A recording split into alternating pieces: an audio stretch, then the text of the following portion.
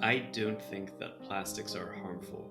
I think that plastics are one of the biggest boons that humanity has, right? It has led to our technological developments in pretty much every field. Uh, what I think the problem is waste management.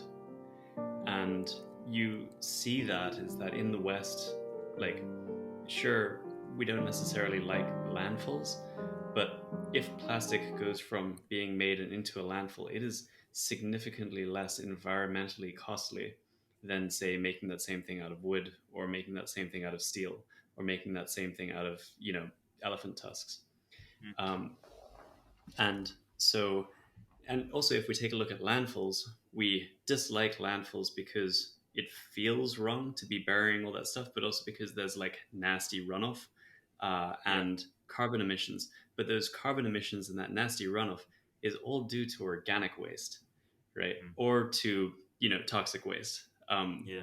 But it's not due to the plastics. The plastics, in lieu of the fact that they are very robust, don't Yeah. really degrade. So everything that's kind of wrong with landfills, except for that feeling that, oh shit, we're just burying everything away, is plastics are great. We just shouldn't let them get into the ocean and shouldn't have them littered everywhere. Exactly.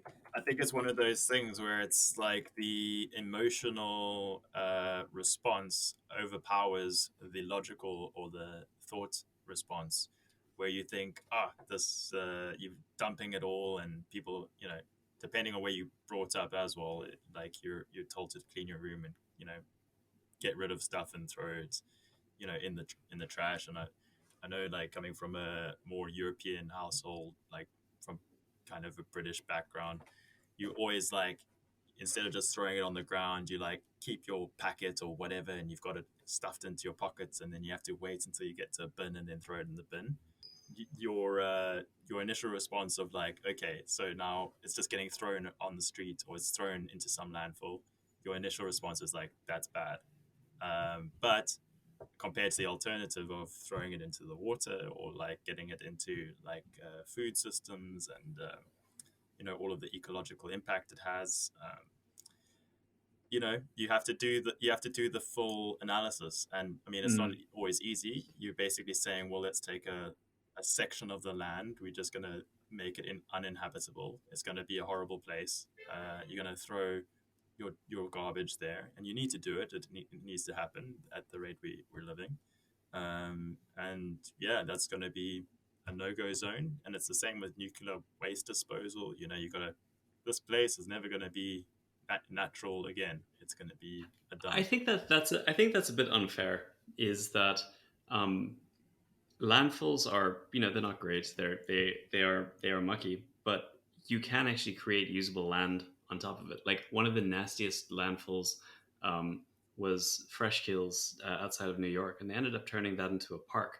And obviously, it Mhm. needs to be regulated, right? Is you need Yeah. to make sure that you're catching that like nasty runoff and that it doesn't get into waterways. Fresh Kills was a fuck up because it was like built on the water. Um, but currently, whenever a place is zoned for a landfill, we make sure that it isn't above any groundwater, because we don't want any of that leaching into the water.